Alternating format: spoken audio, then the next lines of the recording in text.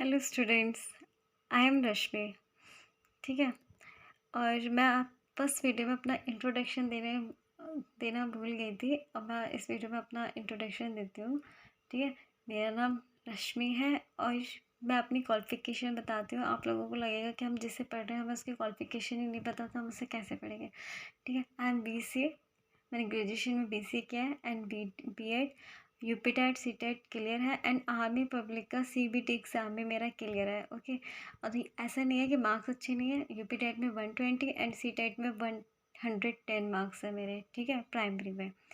And मेरा अपर भी clear है, अपर प्राइमरी भी क्लियर है। ठीक है। और ये वीडियोस है किन बच्चों के लिए? ये वीडियो स्पेशली उन बच्चों के लिए है जो मैथ्स में वीक हैं, जो DLED के स्टूडेंट्स हैं, जिनकी कई बार बैक आ गई है और वो बैक से परेशान है क्योंकि उन्हें स्टार्टिंग से कोई मैथ्स पढ़ाने वाला नहीं मिलता। ठीक है। अगर आप मेरी वीडियोस को देखेंगे, मेरे चैनल को लाइक करेंगे, शेयर करेंगे, तो आप फर्स्ट अटैम्प्ट में ही आप अपना DLED क्लियर कर देंगे। ओके। इसके बाद और ये उन बच्चों के लिए भी है जिनका B.Ed हो चुका है पर वो यूपीटेट देना चाह रहे हैं। यूपीटेट उनका क्लियर नहीं हो पाता क्योंकि उनका मैथ्स वीक है। ठीक है। बहुत ऐसे होते हैं जो आर्ट्स साइड के स्टूडेंट्स होते हैं और उनका मैथ्स अच्छा नहीं होता। ठीक है, तो उनके लिए है स्पेशली वीडियो। बाकी कंपटीशन के सभी बच्चे देख सकते हैं, लेकिन स्पेशली DLED एंड यूपीटेट वाले स्टूडेंट्स के लिए एंड जो सुपरटेट की तैयारी कर रहे हैं उनके लिए भी है। ओके, तो स्टार्ट करते हैं। इस स्टार्टिंग में देखिए, हमारा लास्ट वीडियो में हमने पढ़ा था अभाज्य संख्या है। ठीक है, हमने बिल्कुल बेसिक से और पॉइंट टू पॉइंट और स्टार्टिंग से पढ़ाने वाली हूँ मैं। ओके, तो पहले मैं डेफिनेशन एक बार रिवाइज करा देती हूँ क्योंकि रिवीजन हमारे लिए बहुत मस्त होता है क्योंकि हम पढ़ते आगे का पढ़ते रहते हैं, पीछे का भूल जाते हैं। ठीक है, तो मैं रिवीजन करा रही हूँ आपको। अभाज्य संख्या है। अभाज्य संख्या एक से बड़ी प्राकृतिक संख्या है, यानी कि जो एक से बड़ी हो। ठीक है। दूसरी कंडीशन क्या है? और जो एक और अपने के अतिरिक्त किसी अन्य संख्या से पूरी पूरी विभाजित ना हो। मतलब वो एक के टेबल में आए बाकी, और एक अपने टेबल में आए बाकी किसी भी टेबल में ना आए। ठीक है। भाज्य जो आपकी अभाज्य नहीं होगी वो भाज्य होगी, पर एक को छोड़कर। ठीक है। एक ना भाज्य है ना अभाज्य, ना भाज्य है ना ही अभाज्य है। ठीक है, तो वो संख्या है, ठीक है, जो आपकी किसी अन्य संख्या से पूरी तरह से विभाजित हो जाती है वो आपकी भाज्य कहलाती है। जैसे 4, 6, 8, 9, 4 आपके 2 के टेबल में भी आता है, 4 के में भी आता है, और 6 आपका 2 के 3 में और 6 में आता है। इस तरह से आपकी ये होती है भाज्य संख्या। और एक एग्जाम में पूछ लिया जाता है, कभी कभी हम लगता है कि 4 सबसे छोटी भाज्य संख्या कैसे हो सकती है, पर 4 ही सबसे छोटी भाज्य संख्या होती है। क्यों? क्योंकि 1 ना भाज्य ना भाज्य, और सेकंड आपको 2 मैंने बताया था, आपका 2 क्या है? आपका अभाज्य संख्या है। 3 क्या है? आपकी अभाज्य संख्या है। 4 क्या है? भाज्य संख्या है। तो एग्जाम में अगर पूछ लिया जाए सबसे छोटी अभाज्य संख्या कौन सी है, तो आप बहुत ईजिली बता सकते हो 4। ठीक है। जो इस बच्चे के कॉन्सेप्ट क्लियर होता है ना, क्योंकि एग्जाम मैथ्स ऐसा नहीं होता कि आप रट लो, नहीं, उसे आपको समझना पड़ता है। जिस बच्चे के कॉन्सेप्ट क्लियर होता है वो ईजिली कर जाता है। ठीक है, कॉन्सेप्ट समझोगे तो कोई दिक्कत नहीं होगी, रटोगे तो दिक्कत होगी। ठीक है।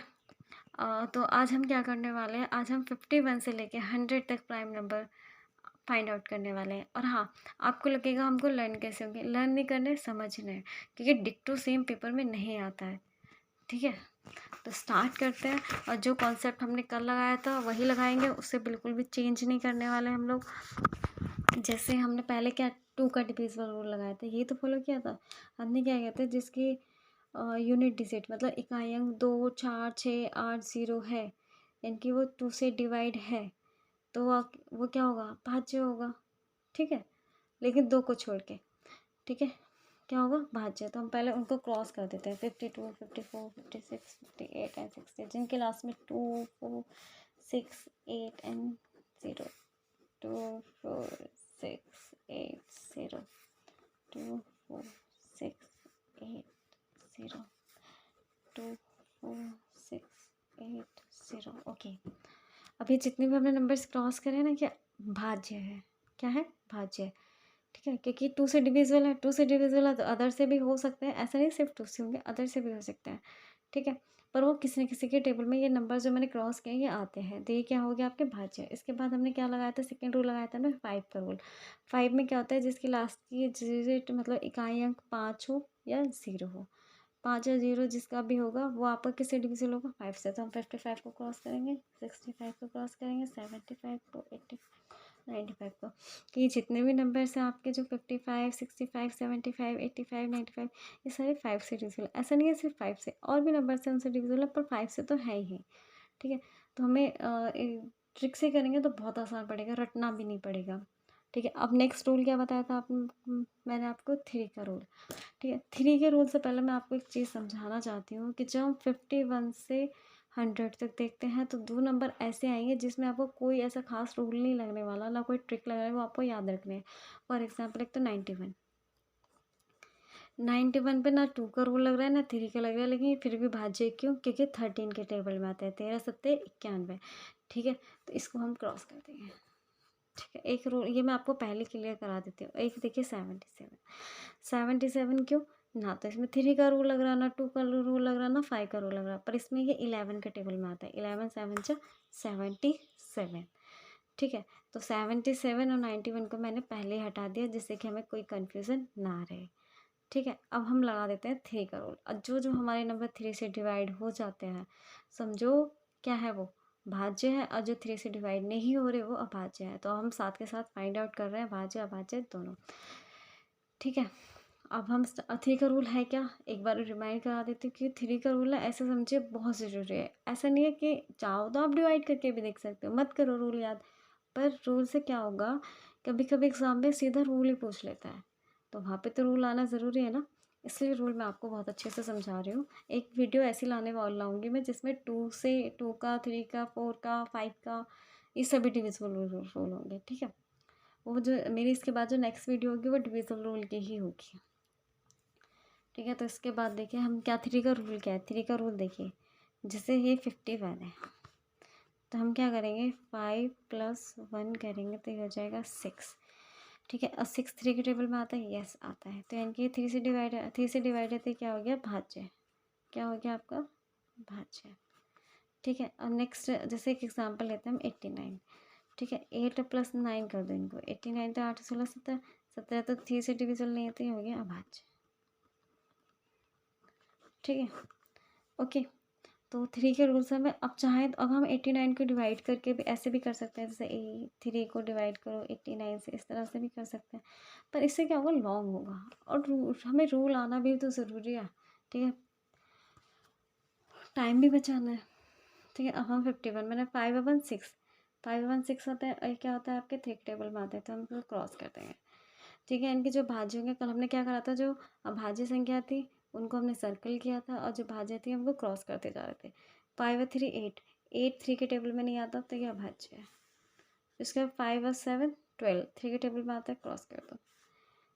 5 + 9 14, 3 के टेबल में आता है, ठीक है, सॉरी नहीं आता।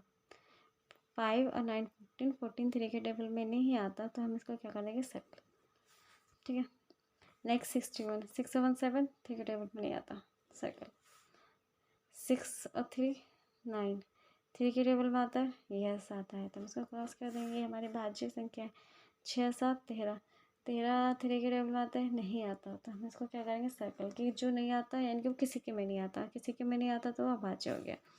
6 और 9, 6 और 9 कितना होता है 15, 15 क्या होता है आपका 3 के टेबल में आता है, तो इसको हम क्या करेंगे क्रॉस कर देंगे।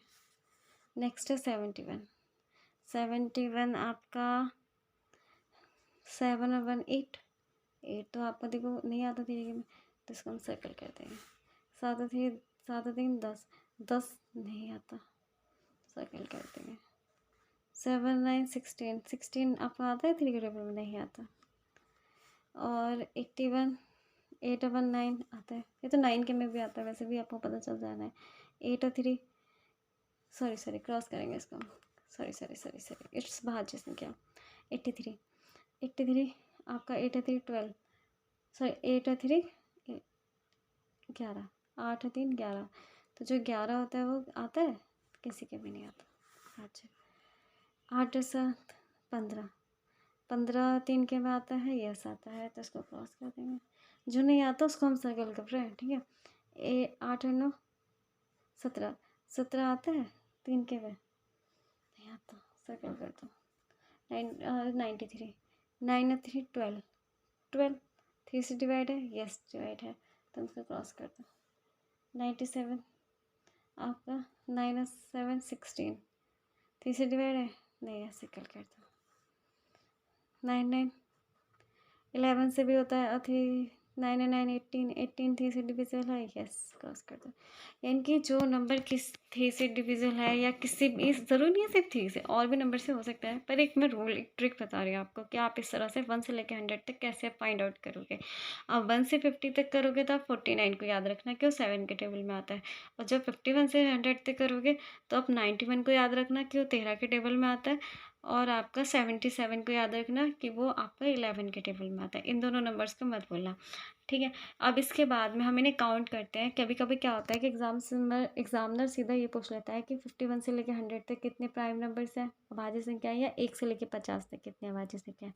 मैंने बताया था कल आपको लास्ट वीडियो में कि 1 से लेकर 50 तक अभाज्य संख्या हमारी है कितनी, 15। अब 51 से लेके 100 तक कितने, चलो काउंट करते हैं। Okay, 1 2 3 4 5 6 7 8 9 and 10। ये हमारी 10 अभाज्य संख्या है। इससे हमने दो चीज़ें पढ़ ली, भाज्य पढ़ ली, जो क्रॉस हो रही है वो भाज्य है, और जो आपके सर्कल में है वो आपकी अभाज्य है। एक साथ हमने दो चीज़ें पढ़ी है, ठीक है। और एग्जाम में अगर पूछता है 51 से लेकर 100 तक कितनी है, तो अभाज्य संख्या है। सॉरी, 51 से लेकर 100 तक कितनी अभाज्य संख्या है, आपकी 10 है, ठीक है। अब मैं कुछ नोट्स वाले क्वेश्चन बता रही हूँ, इनको बहुत अच्छे से माइंड में सेट कर लीजिएगा। 1 से लेकर 100 तक अभाज्य संख्या कितनी है, 15। 51 से लेकर 100 तक अभाज्य संख्या कितनी है, 10। और 1 से लेकर 50 तक कितनी है, 15। वो मैंने लास्ट वीडियो में बता दिया था। सबसे छोटी अभाज्य एक अंक की, यानी कि जिसमें एक नंबर है, वो मैंने आपको पहले बताया था। सबसे छोटी एक अंक की कौन सी है हमारी, 2। क्या है, 2। ओके, इसके बाद नेक्स्ट क्वेश्चन क्या था हमारा, सबसे छोटी अभाज्य 2 अंक की, जहाँ से 2 नंबर स्टार्ट हो जाते हैं। 2 नंबर हमारे किससे स्टार्ट हो जाते हैं, 2 नंबर स्टार्ट हो जाते हैं हमारे 10 से, पर 10 तो हमारी क्या है, भाज्य। पूछा क्या उसने, अभाज्य, तो हम नेक्स्ट देखेंगे। उसके बाद नंबर क्या है, 11। 11 क्या है, अभाज्य, ठीक है।